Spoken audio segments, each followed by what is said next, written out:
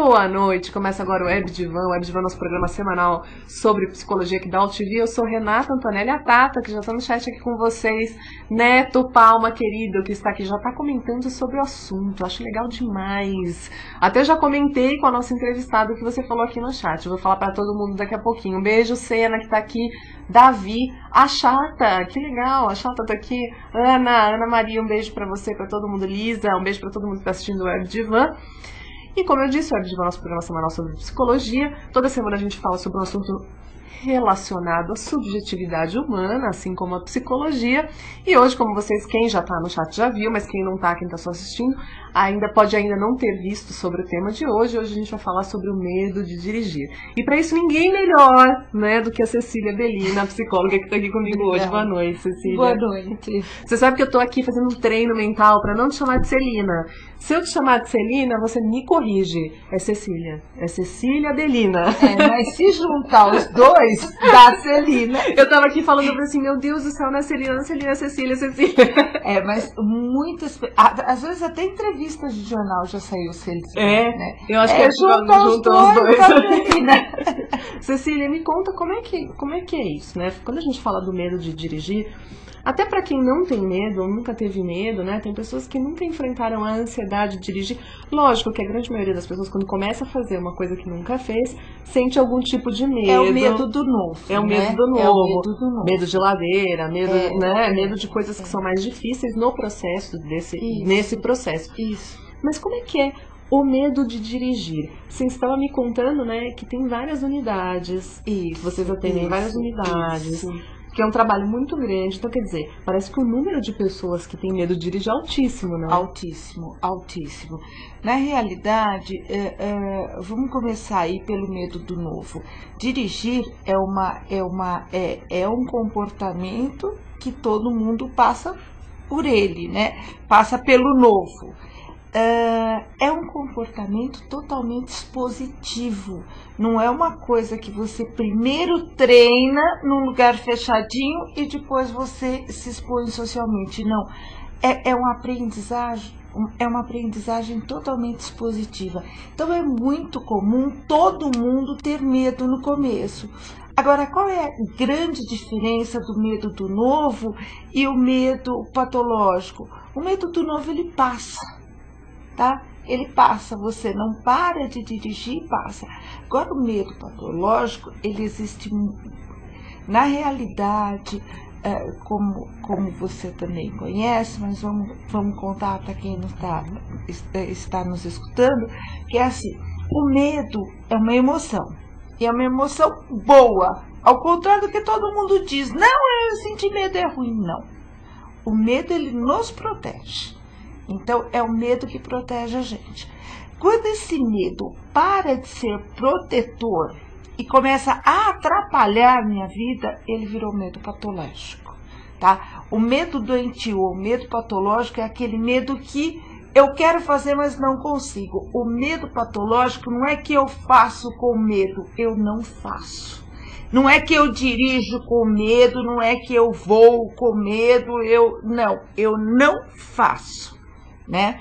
Então, quem está dirigindo e está com medo, esse medo é protetor e vai acabar passando, às vezes alguém passa mais tempo com esse medo protetor, né? Uma coisa que vai saindo aos poucos. Agora, o medo patológico, não. A pessoa, não é que ela dirige com medo, ela não dirige. Uhum. Então, ela começa, Renata, a atrapalhar a vida dela. Ela não pode frequentar uma faculdade muito longe, porque ela tem que ter uma condução. Ela não pode mudar de emprego. Relacionamentos acabam ficando comprometidos. Na vida do dia a dia já está muito difícil viver financeiramente. Um só dirigindo... Então, um só levando criança no médico, um só fazendo supermercado, um só correndo para lá, para cá.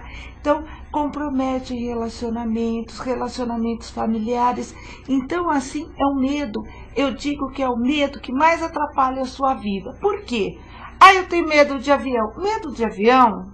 Você pode aí sentir se você não for um alto executivo, você sente, atrapalha 1, 2 vezes por ano. Medo de cachorro, atravessa a rua, decide. Um medo de borboleta, não é toda hora que você vê uma. Então, os outros medos você vai levando. Agora, o medo de dirigir, ele atrapalha totalmente a sua vida. Ele atrapalha de manhã, à tarde e à noite. Então, você acaba vivendo muito com esse medo, isso acaba te atrapalhando muito. E é muito comum essa pessoa começar a ter uma autoestima baixa, tá? Porque a pessoa se vê tão limitada, todo mundo na rua faz. Você sai, você vê 20 pessoas que fazem aquele comportamento, que realizam aquele comportamento tranquilamente. E para quem tem medo do comportamento do outro, né? O outro dirigir, parece que o outro não tá sentindo nada. Não tá sentindo nada. Todo mundo adora. Que, né? Exatamente. Lógico que tem muita gente que adora dirigir, mas não significa que todo mundo isso acaba adora. atrapalhando muita pessoa. Então, é um medo bastante comprometedor, é um medo que quem sente tem que procurar ajuda, tem que acabar se libertando desse medo. Eu conheço até um caso de uma pessoa que tem um carro na garagem e não consegue dirigir. Então, assim, tentou já comprar, logicamente, já tentou dirigir dezenas de vezes. Essa pessoa, antes de procurar ajuda, ela troca o carro 3 vezes. Por quê? Porque é o carro. Ah, não, esse carro é muito grande, troca. Ah, não, esse é vermelho, ih, essa cor me dá um azar. Aí vai, troca. Até a pessoa perceber que o drama não tá com o carro, tá com ela, né? E é muito legal, assim, quando você descobre que é medo. Porque você para de arrumar desculpa, sabe? Não, é medo. E o medo é uma doença psicológica, acabou. Tem cura, mas é uma doença, assim como diabetes, qualquer outra, tá? Só que é uma doença psicológica. O medo patológico. O medo patológico. Medo de quem não sai. Quem tem o carro na garagem não sai. Aquele que sai com medo é o medo sadio. Mesmo as pessoas, por exemplo, porque tem casos intermediários, né? Então, sei lá, uma paciente minha, por vezes saía com o carro, por outras não conseguia. Se tinha alguém para dirigir, ela não dirigia. Mas se precisasse muito, ela traçava um mapa mental e ia do começo ao fim pelo mapa que ela traçou. Hoje em dia já não é mais assim, com o processo de psicoterapia, lógico, não trabalhei com foco nisso, mas uma psicoterapia ajuda como um todo. Né? Ela começou a dirigir, hoje em dia dirige de uma outra forma, consegue fazer tudo dirigindo. Não que não tenha medo, né? O que acontece com algumas pessoas é assim, tem pessoas que têm medo de se afastar do bairro. Então, ela dirige no bairro. Dirige no bairro é um medo sadio. Agora, ela não passa para o bairro vizinho, tá? Tem pessoas que dirigem, mas não passam em túneis. Tá? Então, enquanto não tiver um túnel, ela dirige. Aí ela dá a maior volta para não passar dentro do túnel. Então, além de ser esse medo patológico, você também tem os medos específicos. Tem gente que dirige e não pega estrada, tem gente que dirige e não pega ruas muito movimentadas, muito trânsito, não pega subida. Então, tem, além do medo geral, a pessoa que tem medo de tudo, que não sai de jeito nenhum, tem a pessoa que tem aquele medo específico. Então, ela sai, mas ela não entra naquele medo específico, né? Que existe caso, que pode até ser o caso. Ela vai, ou vai só naquele caminho. Tem gente que usa o carro para ir trabalhar. Não consegue mudar, né? Não consegue, assim, eu vou na padaria que é do outro lado. Não vai. Ela só usa o carro para trabalhar naquele percurso. E aí ela quer expandir, ela quer ir num shopping, tal coisa, e aí ela acaba procurando ajuda também. Né? Que sente como uma deficiência, né? Você tem um medo que te incapacita de fazer uma coisa que poderia ser natural. Exatamente. Você sente como uma deficiência. Como uma coisa atrapalhando você, né? Atrapalhando o seu desenvolvimento. E elas falam muito, né? Podando a liberdade, porque dirigir proporciona uma liberdade muito grande, uma coisa muito gostosa, uma autonomia muito gostosa, você poder pegar o seu carro e ir até onde você quer, na hora que você quiser, com a roupa que você quiser, né? Porque, veja bem, uma mulher, ela não é com qualquer roupa que ela pode entrar dentro do metrô, dentro de um ônibus. Táxi. Mas táxi não tem a hora que você quer, no lugar que você quer, né? Então, Chuva, assim, exatamente, então limita a pessoa. E é muito triste ver uma pessoa que conquistou várias coisas, que comprou o seu carro, tirou a habilitação e está limitada. Acaba sendo triste ela ficar com aquele carro na garagem, pagando PVA, pagando seguro e os outros dirigindo. Então, a baixa autoestima, nesse caso, ela vem muito fácil. É muito comum, assim, talvez assim, 70% das clientes que nos procuram têm autoestima baixa, porque assim, eu me acho incapaz. Você não está conseguindo dirigir, mas isso não significa que você seja uma pessoa incapaz. Mas ela já generaliza, né? Isso é claro. comum. A gente vai chegar nisso. Tem até uma hipótese para isso, quero que você me diga. Mas antes disso, o Neto estava falando, eu estava até comentando com a Cecília, quando começou o programa, que o Neto já estava falando que uma vez ele dirigiu durante 20 horas e aí ele começou a sentir um medo. E eu comentei isso com a Cecília, Neto, e ela falou pra mim, nossa, mas também ele dirigiu 20 horas, pode ser estresse e não medo, né? Exatamente. O medo, o estresse muito grande pode dar uma sensação muito parecida com pode o medo. Pode dar uma sensação muito parecida, né? Dá pra você perguntar para ele se foi tudo num dia perguntar só? pra ele ali naquela coisa. Neto. Me diz, essas 20 horas foram seguidas? Como é que foram os descansos? Diz pra mim, porque eu não tô entendendo essa história. Ele fala o seguinte, segundo a psicologia, o casamento também pode... A Ana Maria fala, né, Ana? Um beijo pra você, querida. Ela fala, segundo a psicologia, o casamento também pode influenciar o medo de dirigir por parte do público feminino. No fundo, ela não dirige porque o marido a leva para os lugares, vai buscar e assim por diante. Está sempre por perto. Nesse caso, a mulher tem receio de que o marido se distancie dela. Já presenciei uma situação dessa. Eu já presenciei. Várias, né? Várias. Existe dos dois lados. Existe o fato de o marido ter muitos ciúmes e não querer a distância. E existe o fato de, enquanto ela depender do marido, o marido vai estar perto. Então, assim, ele não pode sair por happy hour porque ele tem que vir me buscar no serviço. Então, ela meio que amarra a vida dele ou ele amarra a vida dela. É uma manipulação, né? Acaba sendo uma manipulação. Ou até porque casos mais graves, né? Porque você quer mostrar para o outro que você é dependente dele. Então, olha, ele não pode me largar, ele não pode cair fora, porque eu dependo totalmente dele, né? E aquela história é muito que eu falo. É muito comum. Logicamente, a gente tem muito mais clientes mulheres do que homens, né? Depois a gente vai falar por quê, tá? É muito comum a mulher chegar lá e o homem não querer que ela faça o tratamento. Ou deixar ela fazer o tratamento até ele começar a ver que dá certo. A hora que ele vê que ela começou a sair dirigir, ele dá uma poldada. Nós já tivemos caso que quando a esposa começou a dirigir, o marido pegou o carro e falou assim, você vai acabar com essa graça já. Saiu e tomou 3 multas de alta velocidade seguida. E ela perdeu a carta porque o carro estava no nome dela. Ah, que bacana! Né? Então, a este ponto a gente vê. O que acontece? Quando eu casei com uma pessoa que não dirige, eu conheci ela assim, confio nela assim, do jeitinho que ela é. Quando ela muda esse comportamento, vira uma pessoa com autonomia, mais independente, eu vou ficar com medo desta nova mulher. Então, o medo, muitas vezes, é o medo do marido de perder, de não saber lidar com aquela mulher, de perder.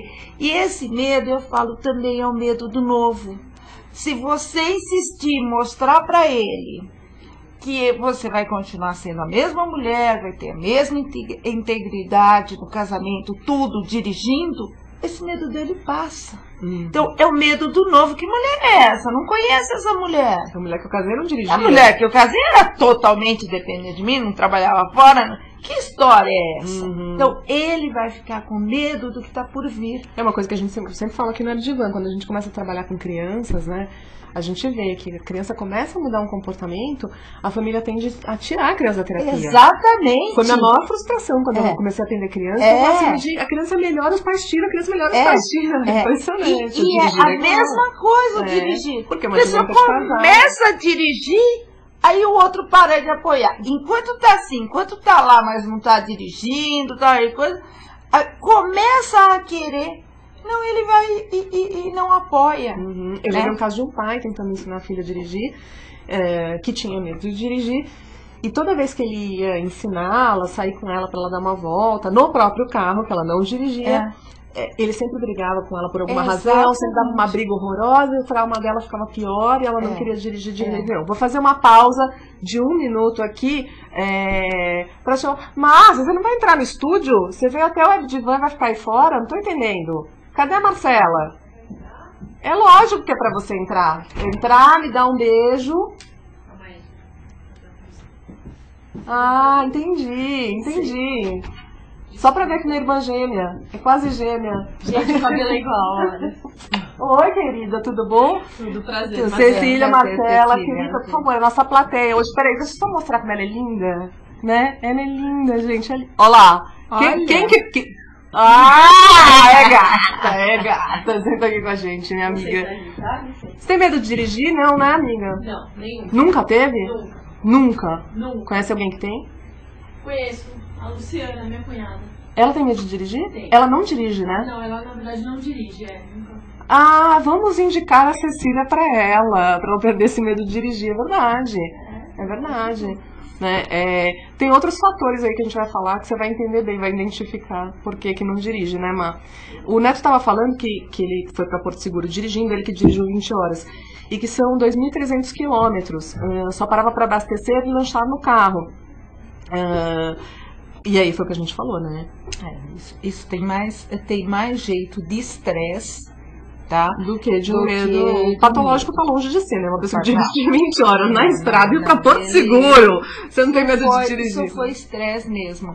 E também não existe essa história de dirigir 20 horas direta. Primeiro que o corpo não aguenta. Segundo que essas paradas repentinas não adiantam. Cada 2 horas e meia que você dirige, você tem que parar meia hora. Não adianta parar, ir no banheiro, tomar um cafezinho, voltar para o carro e achar que isso foi o descanso. Não. Você não consegue em 5 minutos voltar para o carro, a tua atenção vai continuar abaixando. Para você recuperar a atenção, você tem que ficar meia hora.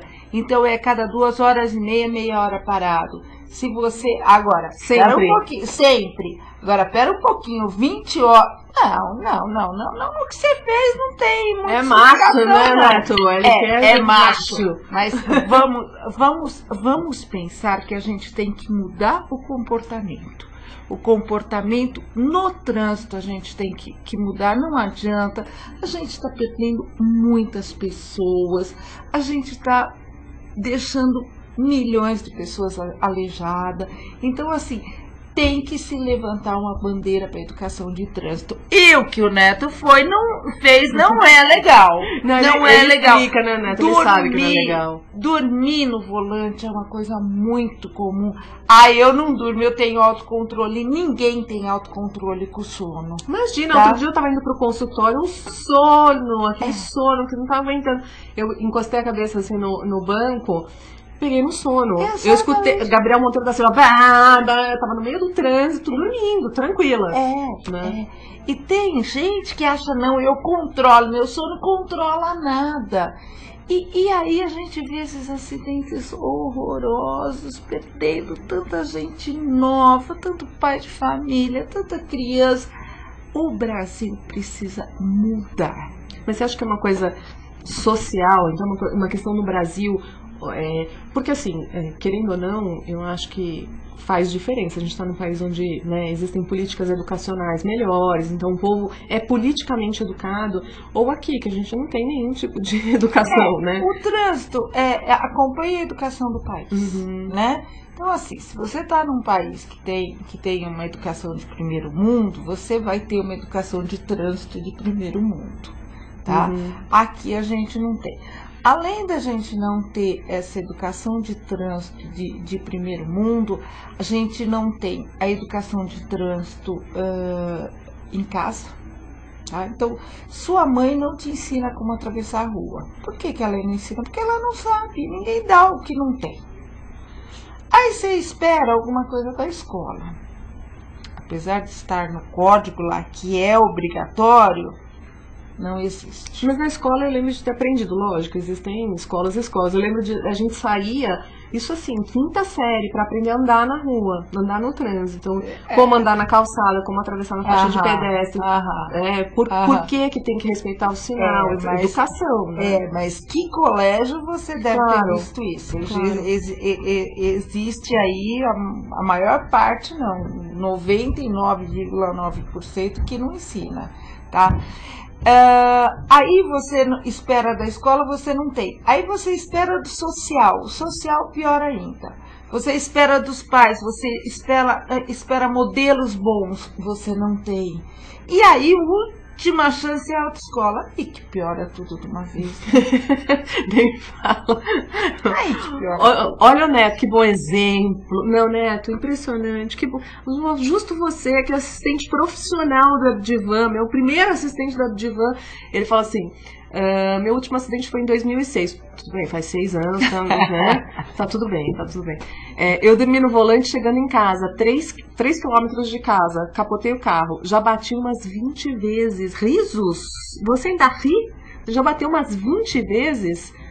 Né? Cadê, né, a educação no trânsito? Eu sempre brinco que a gente se comporta na direção, e você sabe bem melhor do que eu isso, exatamente do jeito que a gente se comporta na vida. Com certeza. Então, outro dia eu tava pensando, eu sou muito tímida, né? Os internautas dão risada, falam que mentira, mas eu sou tímida. Eu sou tímida, amiga? Sou tímida, né? Minha melhor amiga pode afirmar, sou tímida. E no trânsito, não parece, eu sei. Não, pera um pouquinho. Uma desenvoltura muito boa. A gente faz o possível. Bem treinada. Sou bem treinada, sou educadinha, né? E eu percebo que no trânsito, por exemplo, eu não tenho coragem de fazer muitas coisas por timidez. Tá. Então, lógico que isso tem a ver com ética, né? Como a gente tem a educação, como você falou, é nossa ética. Mas tem muitas coisas que eu tenho timidez em fazer. Então, por exemplo, buzinar. Né? Alguém fechou o cruzamento. Eu sei que uma hora que a pessoa não vai conseguir sair dali porque eu tô buzinando. Não vai adiantar nada buzinar. Você só vai irritar.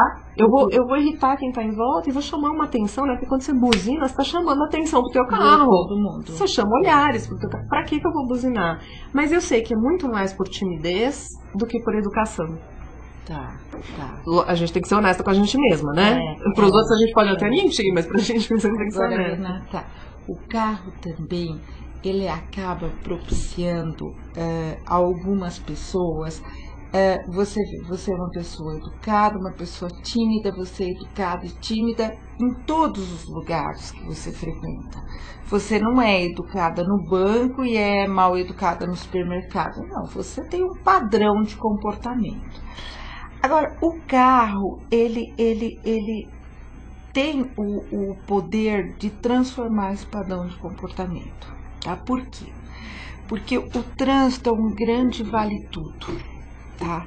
Você não foi educada para o trânsito. Então, assim, você não xinga o seu chefe, você não xinga o caixa do banco, você não discute no hospital, mas no trânsito você vai. Por que você vai fazer isso? Tá? Na maior parte das pessoas, tá? Primeiro que você tá vestido de lata.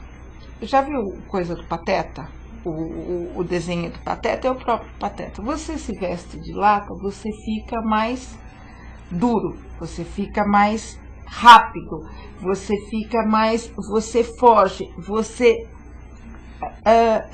camufla a sua identidade, tá? Então, acontece muito de você pegar uma pessoa super educadinha e descarregar a raiva dele, a frustração dele no trânsito. Por quê? Porque lá pode. Eu xingo o cara, ninguém sabe quem eu sou. Sabe? Eu buzino, eu fujo rápido, ninguém sabe. Então, o trânsito é quase um vale tudo, tá? Porque você vê que as pessoas vão... ali é um vale tudo, além de ser um vale tudo, todo mundo quer levar vantagem sobre todo mundo. Ou porque você é motorista profissional e está ali o dia inteiro, você se acha o máximo, você acha que você tem mais direitos sobre os outros. Se você tem um carro grande, então, é uma loucura. Se você tem um carro possante, então, se você tem um carro caro, então todo mundo se sente dono do trânsito. Mas, Cecília, eu não acho que isso está desassociado ao tipo de personalidade.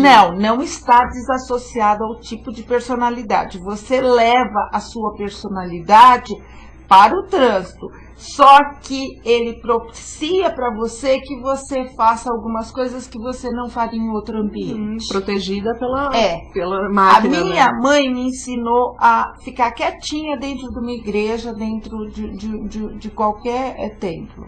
Mas ela não me ensinou que não é para eu xingar o outro. Tá? Então, é muito uma questão de educação mesmo, né? O que a gente vê em países de primeiro mundo e não vê no nosso. Né? Ontem, por exemplo, eu entendo o que você estava falando, eu estava no carro, minha mãe é uma pessoa calmíssima, né? Eu estava no carro levando minha mãe na rodoviária, eu vou passar na Avenida do Estado, aí tinha assim, vários caminhões fechando o cruzamento todo. Aquilo assim, ó, ninguém anda pra lado nenhum. E eu parada no trânsito, né? Normal, minha mãe do lado começou a se estressar. Começou a se estressar e eu falei assim, gente, por que ela tá crescendo aqui do lado, né? Ela já se arrumou, já cresceu. Passa. Eu falei, mas não dá pra passar pra fechar o cruzamento. Não, mas aí você vai e fecha o cruzamento. Eu falei, você não tá me ensinando isso. Você não tá me ensinando, nessa altura do campeonato, você não tá me ensinando a fechar o cruzamento. Aí ela falou assim, não, filha, eu não tô te ensinando a fechar o cruzamento, mas é um absurdo, esse caminhão. Eu falei, mas você vai ficar nervosa com isso? Exatamente. E ela começou, né? Exatamente. Aí eu falei assim, o que foi? Né? Qual é o horário do teu ônibus? Aí ela me falou o horário, ela tava com muita pressa. Aí sai uma coisa que eu não tinha visto, né? Que eu não vejo ela normalmente. Sai uma, né? Ela sempre foi calma, né? Espera. Sai uma coisa de lá de dentro, né? Eu entendo o que você tá falando, né? Exatamente. Duvido isso, que ela com 1,60 m que ela acha que ela tem, mas ela tem um pouco menos de 59, com menos de 1,60 m, que ela ia sair do carro e falar, gente, vamos sair daí, vamos, como é que você fechou o cruzamento? Mas dentro do carro ganha um poder, ganha né? Um poder. Cresce. E conforme o carro ainda cresce mais ainda. Então, isso tudo é uma falta de educação para o trânsito. Né? Por que a gente não vê isso nos Estados Unidos, na Europa? Você vê, assim, um volume bem menor. Tá? Por quê? Porque lá existe realmente. Eu cheguei primeiro na rotatória, eu sou o primeiro a sair. Existe, isso é faixa de pedestre, você vai atravessar lá, você vai ser respeitado. Agora isso está mudando, não está, Renata? Você já viu que o brasileiro está começando a respeitar a faixa de pedestre? Eu não acho. Sabe o que eu acho? Eu concordo com você. Nós estamos, o motorista está. Mas o pedestre é o motorista, não, é o motorista. Porque assim, aí o pedestre ganha poder agora. Joga na frente, não concordo com você. Tô vindo pra cá, mas né? Passando no sinal aberto, um pedestre passa na minha frente com uma cara de bravo, do tipo, é meu direito. Eu fiquei pensando, mas gente, eu juro que eu vi o sinal verde. O sinal estava verde. Exatamente. Então eles estão ganhando, o pedestre está ganhando agora, poder. O motorista, ele tá começando a ter medo da multa, da coisa, e a tal história.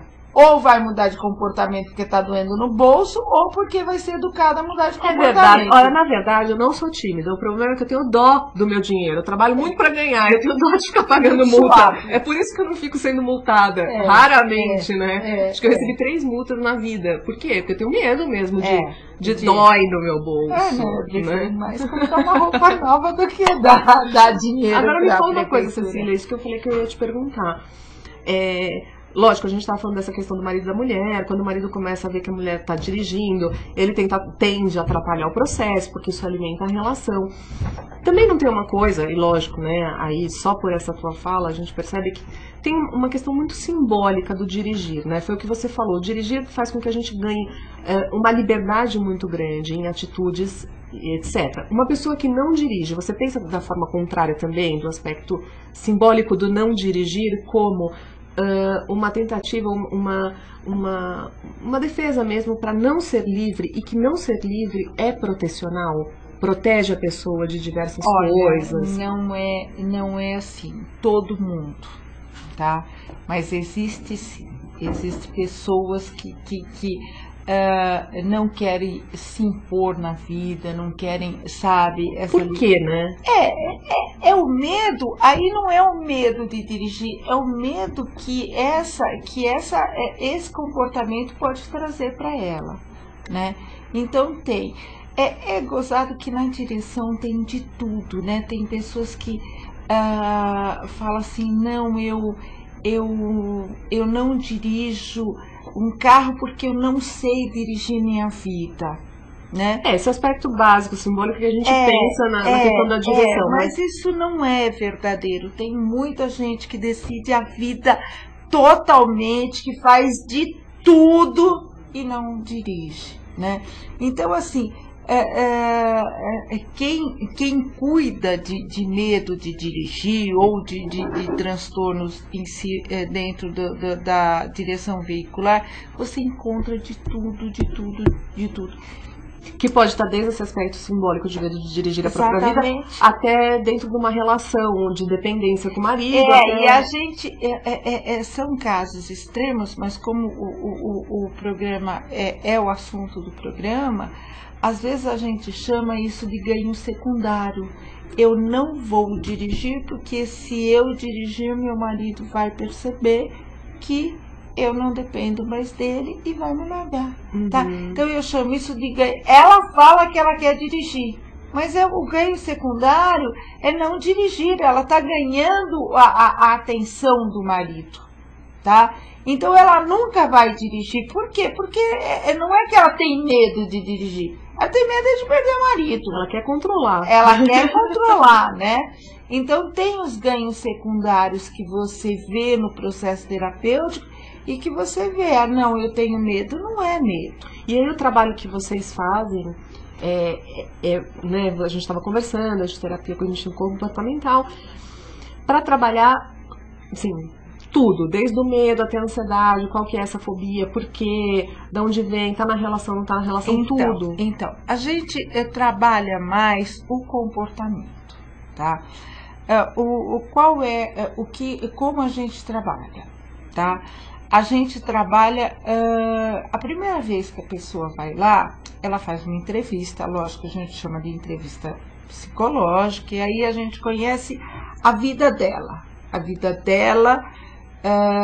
a história de vida dela, a história com o carro e a história com medo. Tem 3 histórias essenciais pra gente conhecer aí. A história de vida dela, com o carro e com medo, tá? Porque ela pode ter medo de várias outras coisas, ou ela não tem medo, mas tem uma história trágica de carro que às vezes ela nem se liga que é por causa daquilo. Não associa, né? Não associa, né? Tem pessoas, eu já peguei pessoas, não foram nenhuma nem duas, que tem medo de dirigir porque mora num lugar estratégico que vê muito acidente, sabe? Que já viu morte, tal e coisa. Pessoas que moram próximo de esquinas, então a pessoa ela nunca se envolveu, mas ela vê gritos, ela vê bombeiro, tal e coisa, às vezes a infância dela toda. Então ela tem um trauma daquilo E não teve nada a ver com ela. Ela não perdeu pai, ela não perdeu mãe, ela nunca sofreu um acidente, né? Então, aí, além de conhecer essa história, a gente também faz uma avaliação técnica, tá? Uma avaliação do quanto ela sabe dirigir ou quanto a pessoa não sabe dirigir. Isso no carro? Isso no carro, tá?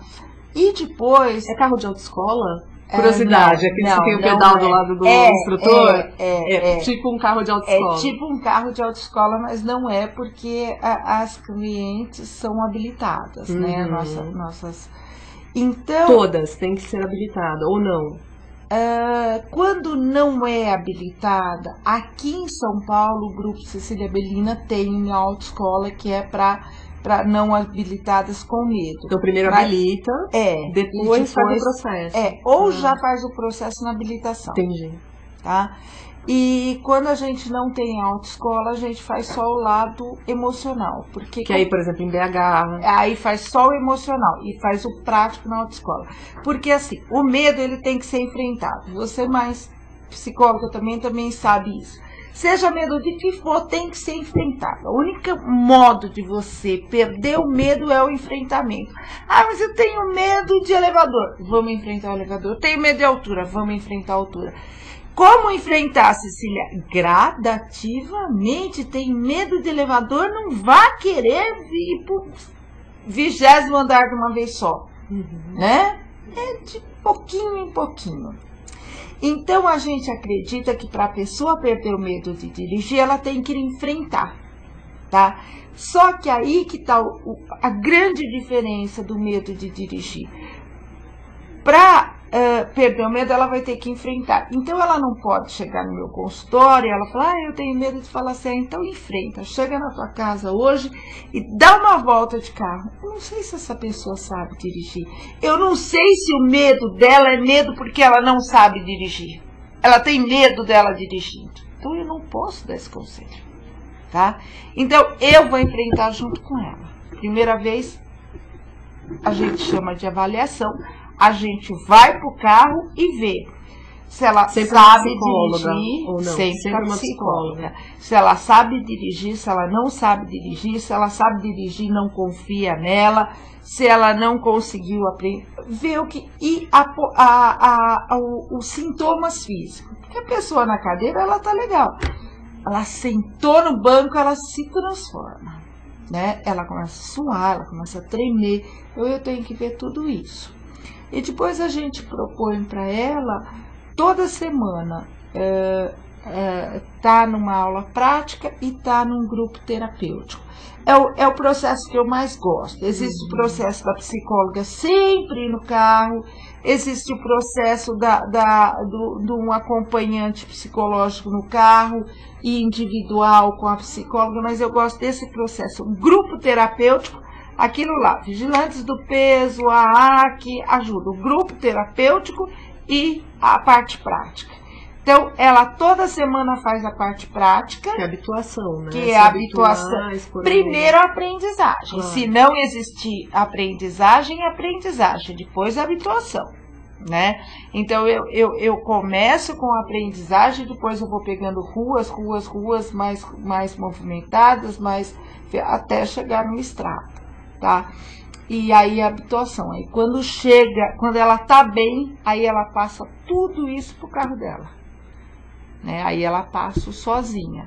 E toda semana acompanhada com o grupo terapêutico. Porque não existe coisa melhor do que você entrar numa sala e ter 8, 5, 7 pessoas que sentem a mesma coisa que você. Porque fora disso, a você pessoa fica maravilhado com o outro. Você fala assim, mas não sou só eu que sinto isso na vida. Fora do grupo ela é única, ela é um ET na família. Ele é um ET e no serviço. Também. Ela é um ET, né? Tem muitas pessoas que escondem no próprio trabalho que não dirige, né? A família às vezes não dá muito, mas no trabalho tem muitas pessoas que escondem. Acho isso uma deficiência. Então, não, eu dirijo, porque você não vê, Todinho disse. Não, tá com pneu furado, sabe? Então inventam, né? Que não assumem que não dirige porque acham que isso vai desmerecer ela. Claro, sente como uma deficiência, que é o que a gente estava falando. O Neto pergunta o seguinte: o preconceito contra as mulheres no volante pode influenciar esse medo? Então, assim, as mulheres já sofrem mais preconceito, né? Como se dirigir pior. E o Neto das 20 horas, O né? Neto das 20 horas, poderoso, já bateu 20 vezes.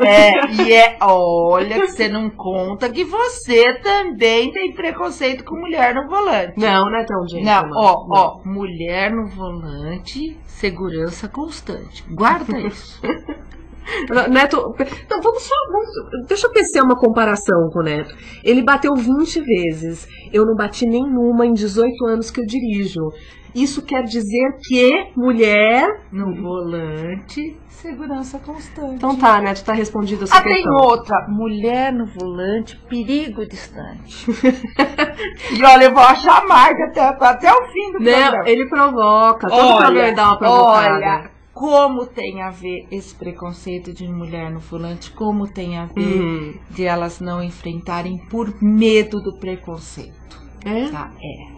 A primeira coisa que elas falam é: eu não vou, de repente vem um homem mandar eu pilotar fogão, isso é horrível. Então tem sim, esse preconceito contra a mulher dirigindo atrapalha sim, atrapalhar a terapia, por isso, né? Então, a hora que você vê um carrinho com alguém treinando, por favor, viu? Se você bater, então vai ser difícil, mas mantenha-se longe, tá? Mas o que eu acho interessante, Cecília, eu não sei, minhas amigas em geral, elas, inclusive a gente tem uma tendência a mulher dirigir no casal, não é verdade? Você amar, a gente tende a gente entrar no volante e a sair dirigindo. Eu dirijo até com a minha família, que mais dirigindo sou eu. Eu também. Fui levar minha mãe, vou dirigindo, né? Sempre quero estar dirigindo. Você também, né? Com a tua família, com o teu namorado. Amar também. Minhas amigas, em geral, são pessoas que dirigem.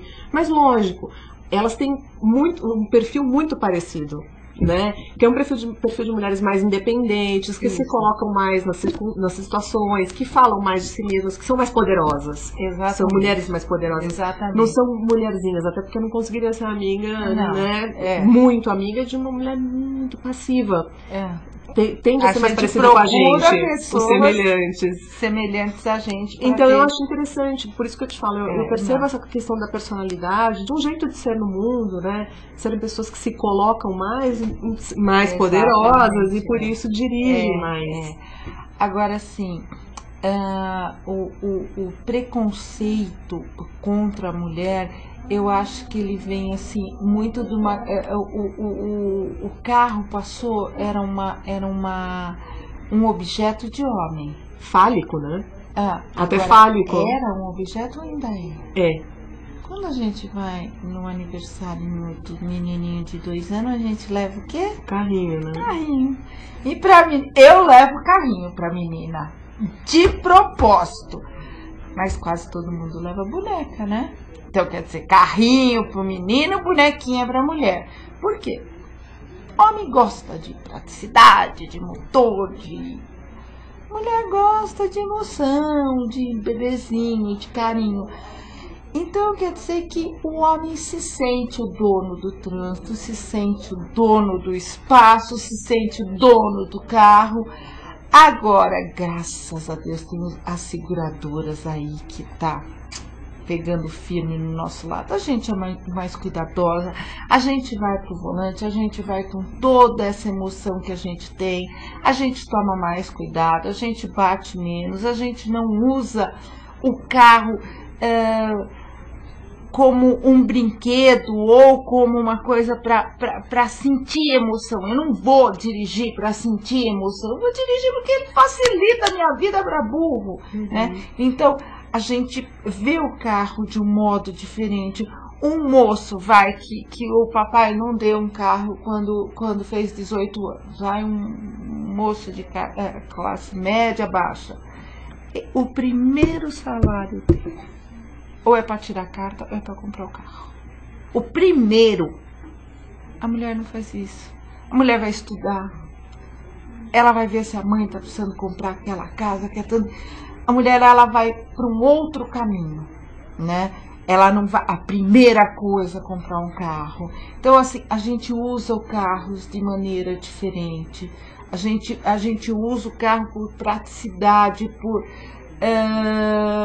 por conforto, né? E o homem não. O homem usa aquele carro como prazer. E aí ele confunde, né, Neto? Confunde um pouco, aí né? Ele confunde um pouco.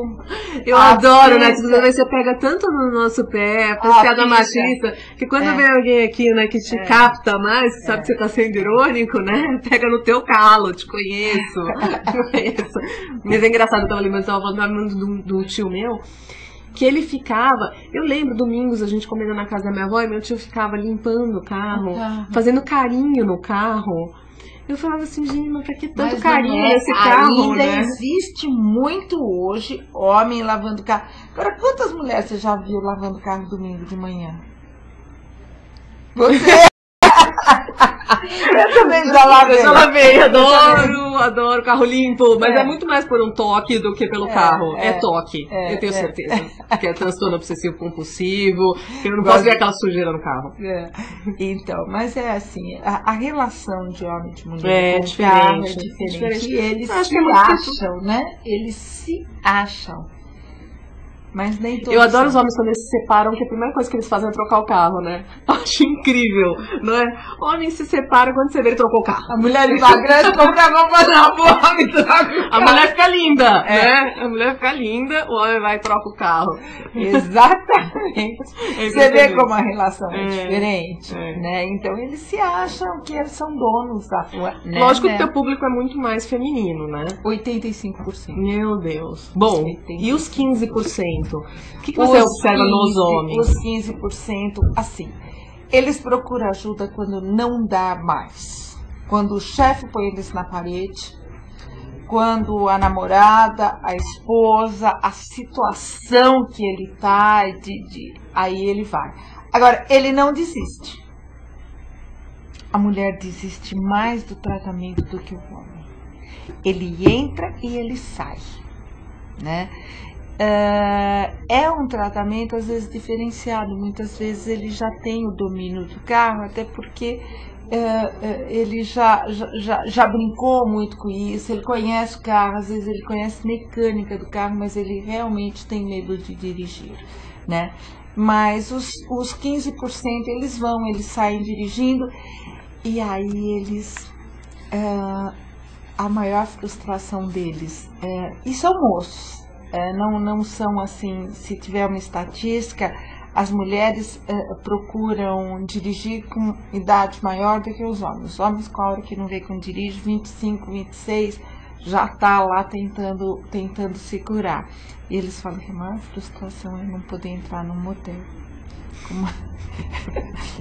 Dirigindo, eles vão ligar, a primeira coisa que eles vão fazer é levar a namorada, a mulher, a esposa para o motel, só para poder entrar dirigindo. Configura a impotência total, né? Não consigo dirigir, não consigo entrar no motel, tá aí a impotência. Não, eles confundem tudo. Mas até porque é isso, né? Segundo Freud, o carro é fálico, né? Uma extensão do poder, então, enfim, por isso seria fálico. E não poder dirigir é uma perda de poder. É uma perda de... E é mesmo, né? Na prática a gente perde o poder de ser livre, de controlar as coisas. O carro traz poder, né? O carro traz um poder, o poder da própria... O carro, na realidade, ele foi projetado para ser extensão do corpo, né? Quer dizer, para dar poder. É como uma mão biônica, né? Você cresce. Você tem a velocidade limite para andar. No carro você se torna veloz, né? Você se torna poderoso. O carro, ele é extensão, né? Ele é o avanço do ser humano. E tudo que você vê, vê que foi projetado, né? Como quando você começa a estudar o dirigir, né? Você vê que a coisa foi muito, muito, muito estudada, tá? A perna direita, ela faz breque e acelerador, e a outra faz embreagem nos carros mecânicos, né? Por que que essa faz breque e acelerador? Porque os dois têm o mesmo movimento. Os dois você entra devagar e solta de qualquer jeito. A embreagem é o contrário. Você entra de qualquer jeito e sai devagar. Esse você entra devagar e sai, independente de como você sai. A embreagem não, você entra e sai. Então, para essa perna aqui você ensina uma coisa, para essa você ensina outra. Para uma mão você ensina uma coisa. Então, assim, é muito legal aprender essa pessoa que desenvolveu isso, foi, assim, maravilhosa. E deixou a gente com esse potencial na mão. Só que a gente precisa saber usar. Precisa aprender a usar, né? E para quem tem medo de dirigir e quiser te procurar, Cecília, tem site da escola? Tem site. É só entrar através de qualquer... do Google, de qualquer outro aí. Cecília Bellina com 2 L's, né? A gente já cai na minha página e lá tem o site, lá tem toda a minha história, é gostoso, é um site gostosinho de entrar. Muito bacana. E indiquem, né, a escola, porque afinal todo mundo conhece alguém que tem medo de dirigir. Todo mundo, olha lá já veio, todo mundo conhece, todo mundo conhece. A gente faz palestras gratuitas, workshop de dirigir, de descobrir por que tem medo, a gente faz de tudo, a gente lida praticamente 90% com medo de dirigir. Que bacana, Cecília. Eu gostei muito de te entrevistar aqui no WebDivan. Você é uma simpatia. Obrigada pela sua presença aqui. Seu trabalho é muito legal, viu? Obrigada. Eu espero que a Cecília volte muitas vezes. A gente fala de novo do medo de dirigir, né? E dos outros medos. Podemos falar de fobia de uma forma geral. Não, a próxima vez eu quero falar de educação de trânsito. Vamos começar lá do começo. Acho ótimo. Ele vai escutar? O Neto? Ele ficou um pouco calado. Eu acho que ele não gostou muito. Ele gostou muito? Ou ele não gostou muito, ou ele não tá conseguindo entrar no chat, que é possível. Acho que a próxima vez eu vou pegar menos no pé dele. Mas ele adora, ele é inteligente, ele sabe que é uma brincadeira, ele adora. Beijinho. Neto, então tu fica aí, né? A promessa que da próxima vez ela vai pegar menos no teu pé. Tenho certeza que não, que a gente vai pegar no teu pé do mesmo jeito, da mesma forma, como sempre, né, Neto querido? Porque ele sempre levanta umas piadas muito machistas e a gente tem que pegar no pé dele. Neto, muito obrigada pela sua participação. Tô gaga! Pela sua participação no programa, por todo mundo que participou do WebDivan. Marcela, querida, obrigada, minha amiga, por ter vindo ao vivo no programa. Marcela vai morar na China, ela vai assistir o WebDivan da China. Uma das coisas que me incomoda é não poder dirigir na China. Eu já tô. Você não pode dirigir na China? Porque eu não sei ler a placa. É verdade. Ela não vai conseguir ler a placa, por isso ela não consegue dirigir na China. São símbolos universais. Mas esses símbolos universais são acompanhados de letras que não são universais. A carta é bem difícil. Não assim, não, assim, estrangeiros, assim, que eles não têm. Lógico. Não é uma coisa aberta, vou pro seu carro, sabe? Olha, é uma coisa que eu pesquisei pouco sobre o trânsito da China. Tá aí. É uma nova pesquisa. É bom, né? A Marcela pode ser nossa informante oficial. Da Índia sábado de manhã. É um horror. O trânsito da Índia é horroroso. É assim, né? Todo mundo misturado. É um horror. Mas tudo bem, a Marcela volta, sábado de manhã. Venha contar pra não gente. Precisa, ela vai estar aqui com a gente. Sábado de manhã ela vai estar no WebDivan. Eu aqui sexta-noite, sábado de manhã. Se eu vier, você já vai estar lá. Pronto, aí você conta pra. Aí você conta como é que é na China. Gente, muito obrigada. Eu tô muito gaga agora. Muito obrigada pela participação de vocês no programa. O WebDivan volta sexta-feira que vem às 21 horas. Beijos.